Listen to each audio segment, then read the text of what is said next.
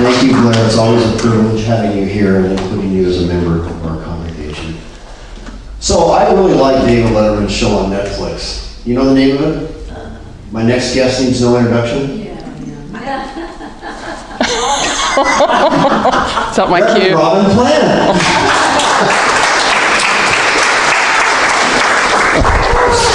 Thank you.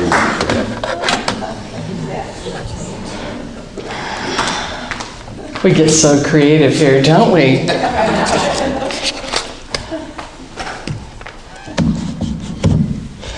Well, happy Valentine's Day weekend. Yeah. Welcome back, and welcome if it's your first time here. Please stay for fellowship afterwards. We'd like to get to know you more. And we have some special treats back there, I see. So thank you, those who were here early to set up. And you know, a lot goes on behind the scenes to make Sunday happen. If you were part of setup today, can you stand so we can acknowledge you? Let's give them a hand. Thank you.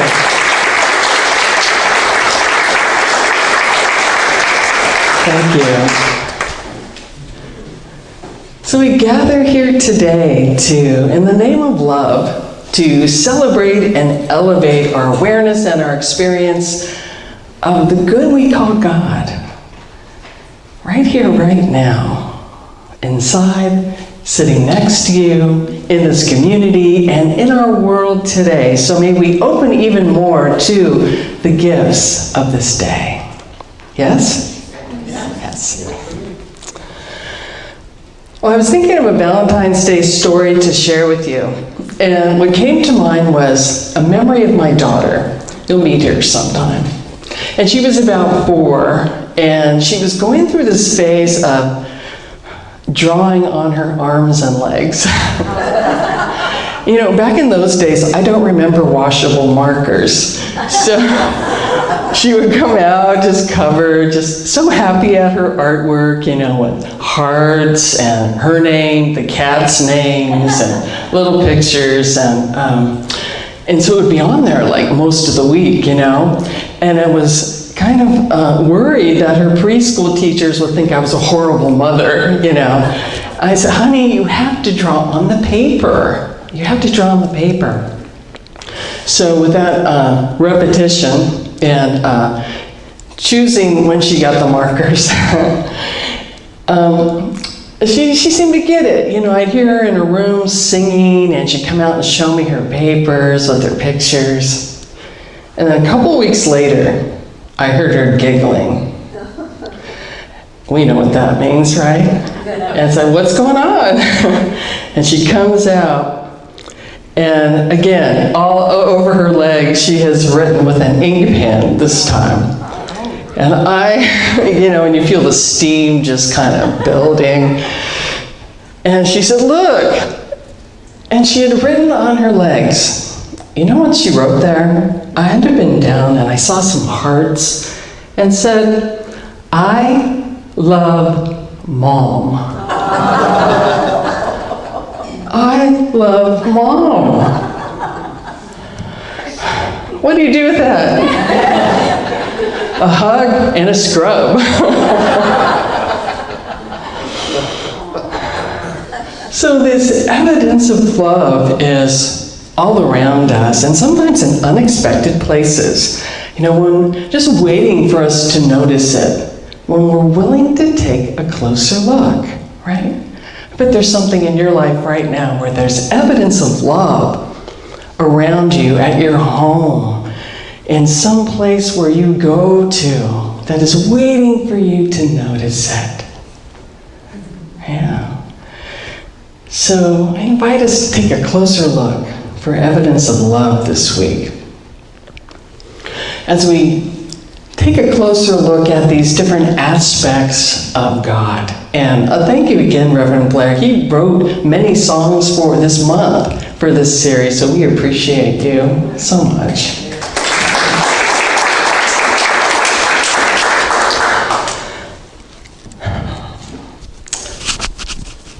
So before we get to the infinite God, we're wrapping up our series on the 3 faces of God, which comes from the work of Integral Spirituality from Ken Wilber, and also Reverend Paul Smith's book, Integral Christianity, the soul's call, the spirit's call to evolve. And I like this approach because it gives us different avenues to access the divine, no matter what kind of state we're in, whether we're feeling quiet and contemplative, or conversational and chatty, we just want to talk it out, or whether we're feeling anxious or confident.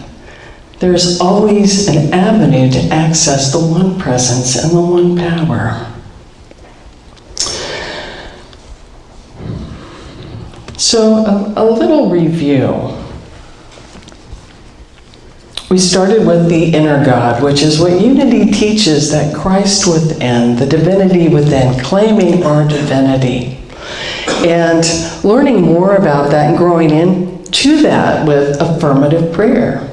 Affirmative prayer, the I am presence.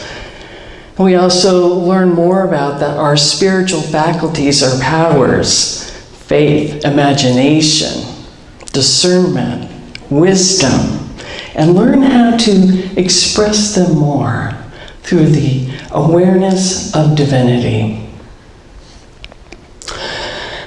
We also, I was thinking about this, that Unity congregation used to be called Truth Students. That if you came to Unity, you were a Truth student. So that means you were open to, you knew there was more, always more, to become aware of and to practice and be, and you were open to knowing and trying on these ideas and these principles, right? So embracing our divinity, the first face of God, that Paul Smith calls this progressive. Progressive. And I've heard some Unity churches use that word in their mission, progressive Christianity for unity. Smith calls this the warm face of God as we lean into the awareness that we were divinely created from a loving creator, meant for good. Last week we looked at the second face, the intimate God, which is about enjoying a partnership with the divine from the heart, a one-on-one relationship with a loving God that is unconditional love. Beloved, sacred other, companion. Call it God, Father, Mother, Father, Great Spirit. That aspect of the transcendent God that's beyond us. And we know that's the way of the mystic, having that one-on-one communication and relationship. And there's trust in that relationship as well. We also talked about the second face is seeing the divinity in others. Did you get a chance to do that out and about this week? Yeah. I mean, sometimes that's really easy, right? It's easy to do here on Sundays. And then we go out into the world. And sometimes it's easy and sometimes not so much, huh? But when we hold that space we assume that someone's divinity is there, it's like holding out the welcome mat, putting out the welcome mat for it to show up. And we know what it feels like to be welcomed, right?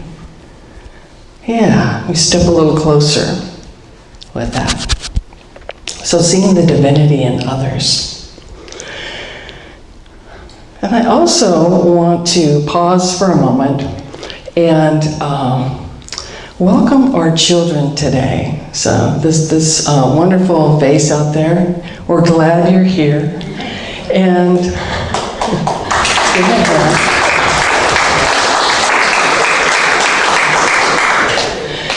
and we also bring to mind children in our lives too, and for our guests today and children in our lives, let's do our unity blessing.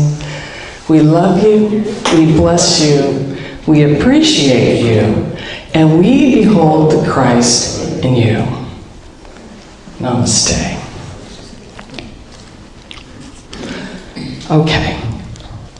So, this is called, the second face of God, the intimate God, is called the traditional approach and is the welcoming face of God. So today we look at the third face, the infinite God. I love this from St. Augustine. God is a circle whose center is everywhere and whose circumference is nowhere. Let me read that again. God is a circle whose center is everywhere and whose circumference is nowhere. So right now you are the center where God is showing up. Where God is showing up as you.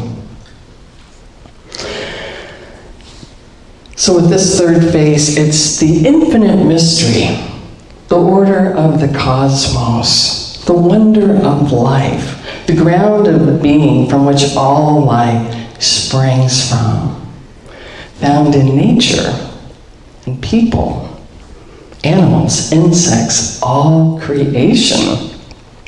And it's the place where religion and science intersect because we can observe it, study it. This is the face of God that most everyone agrees on. Most everyone agrees on. The beauty of nature.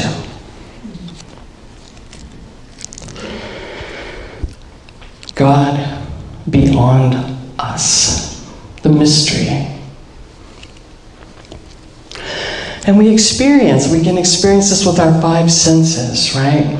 Gazing at a star-filled sky, or hearing the rumble of surf, or touching the bark of an ancient redwood. We can interact with this aspect. There's a Japanese term that comes close to describing this unitive experience with the infinite. It's called yugen. Have you heard of that? Yugen. An awareness of the universe that triggers emotional responses too deep and powerful for words. You've had those? Yeah. I've had it as well at Tamarack Beach, sunset. Maybe you've had it in snow or rain or with a pet, you know? These emotional responses that are too deep for words.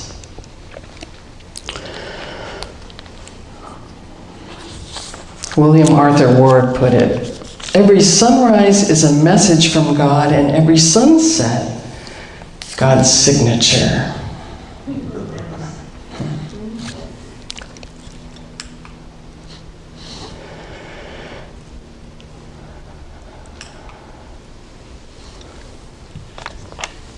Jesus used examples of God in nature in his teaching stories, and I love this one. Consider the lilies of the field, how they grow. They toil not, neither do they spin. Yet I say unto you that even Solomon in all his glory was not arrayed like one of these. So not even the richest king could deck himself out to be as splendid as the hand of the infinite creator. So we have to remember that about ourselves too, that we are divinely created. This infinite creator did not make any junk. We are perfect, right where we're at, right who we are. We know this, and still we open to learning more and being more. Right?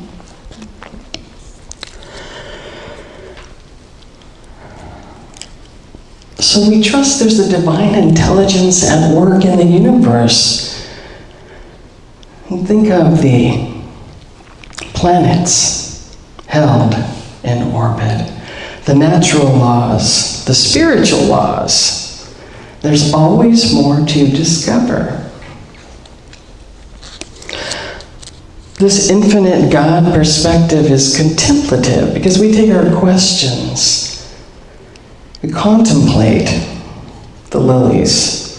I've been contemplating the flock of crows that flies past the courtyard in where I live in apartments, and at sunset they fly east, and they're very vocal. I don't know why, but at sunset they know. They have this purpose. They know where to go. The mysteries. Maybe you have pets at home that they do mysterious things, and you wonder, what's going on in there? My daughter's cat, the one she used to draw, and he would take her Barbie dolls and go hide them. And she was, I can't find my dolls. And so we were looking around the house, and Nirmal was the cat's name. He had this little cache of Barbie dolls, He liked them, I guess, So the mysteries. And seeing things on social media this week about the beehives and the beauty of their designs. The story of the goose sheltering the puppy from the freezing cold. The earth that glows at night with its own luminescence. The cricket choir. How many of you have heard the cricket choir? A few, yeah. In the 1990s, two guys recorded crickets, the fast chirping, and then they slowed it down to mimic what they called an average lifespan. And it sounds like, it sounds like an angelic choir singing. The cricket choir, you can Google that. So listen to this from John Muir, a naturalist. Climb the mountains and get their good tidings. Nature's peace will flow into you as sunshine flows into trees. The winds will blow their freshness into you and storms their energy, while cares will drop away from you like the leaves of autumn. Have you ever been in a mental or emotional funk and then fog, and then you just go out for a 10-minute walk and come back and, nature is here for us. That infinite God is here for us. So with each of these faces, there's been a caution of focusing only on one face. With the inner God, it was, be aware that it's coming from a spirit and not the ego. That was the inner. With the intimate face of God, it was become aware of, not taking responsibility and doing your part. That's a caution. And with this one, from Unity writer Karen Kelly, I like this. She said, if we focus only on the third face of God experience, we are left interpreting spirit only through external stimuli. And we miss the rich interior of meditation. I can't imagine life without meditation, can you? And meditation helps us get in touch with all aspects of the divine, right? When we're experiencing this infinite aspect of God, often, I don't know about you, but I move to give thanks for the beauty. Thanks for the beauty. And to feel that oneness with all creation. So we can experience all of this at once. The inner, the intimate, the infinite aspects of God.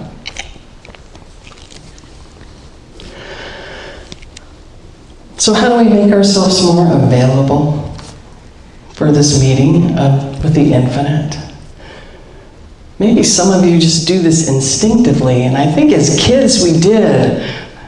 Couldn't wait to get outside. Couldn't wait to get outside and just be and move and enjoy and run and feel the grass and climb a tree.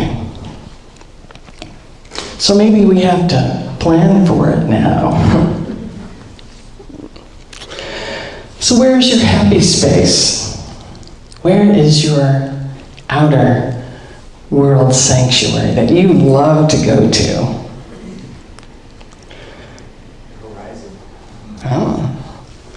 And we're so blessed here. We have the ocean, we have the botanical gardens nearby, desert, mountains not far away, lakes to walk around, plenty of places to go out in nature and be.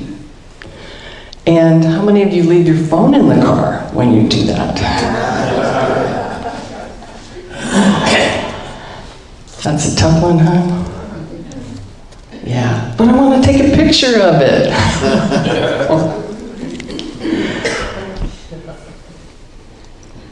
Yeah. So we can put our phones down and go out. What do you see? What do you smell? What do you touch? What do you taste? There's a whole world waiting to interact with you.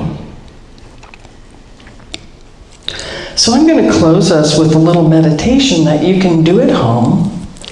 Of course, getting out in your favorite spot in nature is the ideal, but you can do this in meditation as well. So we're going to close with a little meditation of doing just that.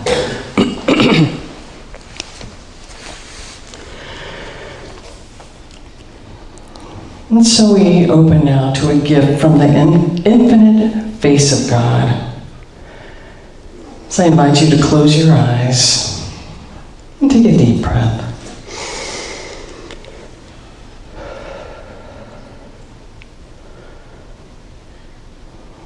Allowing the chair to support you as you bring to mind your favorite place in nature to go.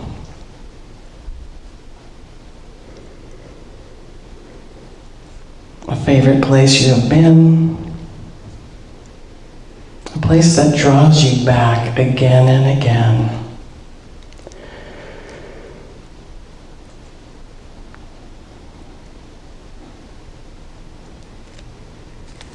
That you think of.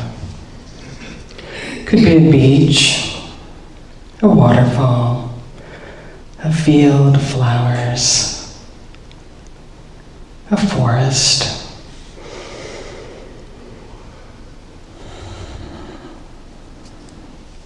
And let yourself rest there. And notice.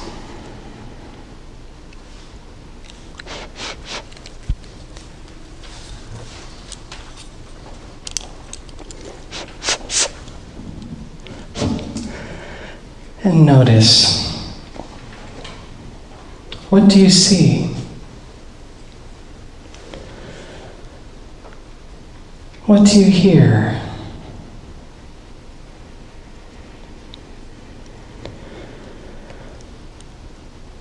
What smells get your attention?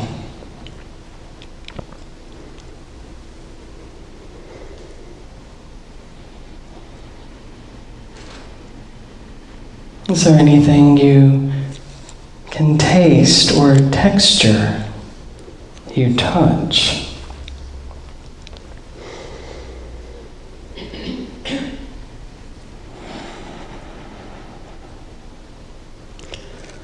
What do you love about this place?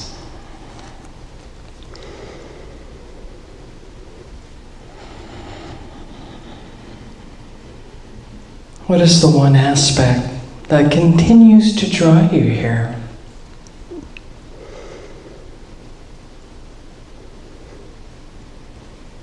It might be the sound of the wind,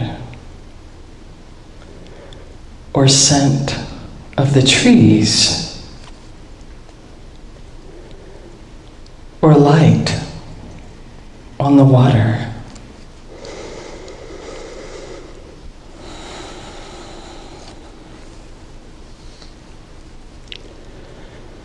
Whatever it is for you, imagine this aspect of nature enlarging and expanding. Enter into it more fully.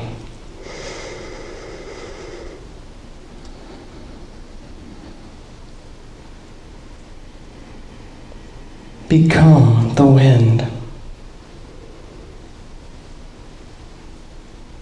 the trees, the water, the light.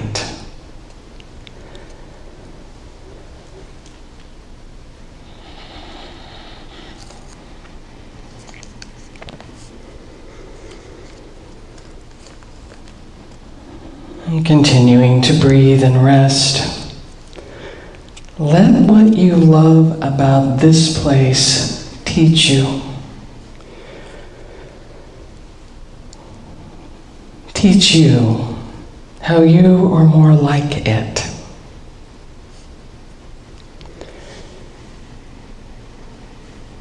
How you are more like that which you love here.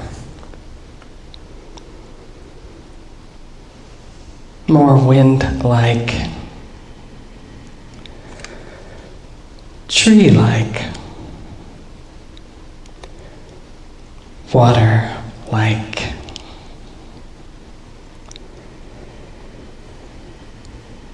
Star-like.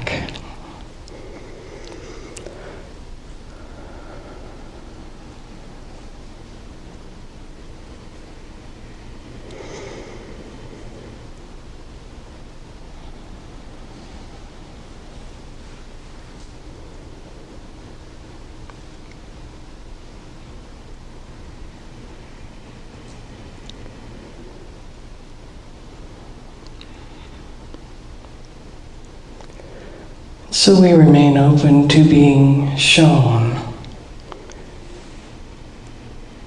the beauty, the love, the reflection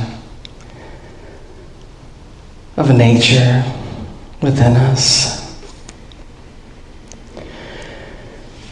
And we say goodbye to our special place for now. And know that you can return here in meditation at any time. So with grateful hearts, let us return our awareness back to this room. Amen.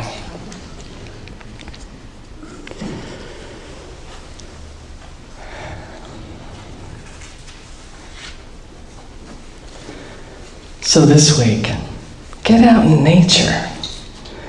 Let yourself be found and loved by God.